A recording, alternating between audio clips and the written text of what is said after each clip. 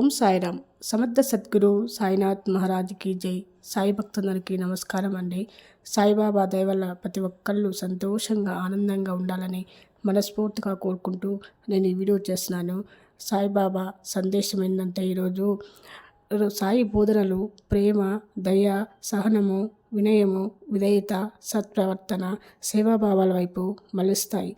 మనలకు అర్థం కాని వేదాలు, పురాణంలో సారాంశము బాబా అరటిపండు వచ్చి చేతులు అందించినట్లుగా సులభంగా అర్థమయ్యేలా చెప్తారు. సాయి రూపాన్ని ధ్యానిస్తే మొదలు కలిగే వికారాలు వీడిపోతాయి.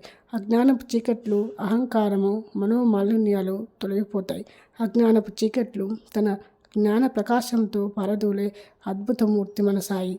ప్రేమతత్వమే సాయితత్వము. బాబాకు ధనిక, బీద, చిన్న, పెద్ద తారతమ్యాలు లేవు. అందరికీ సమానంగా ప్రేమను పంచుతారు.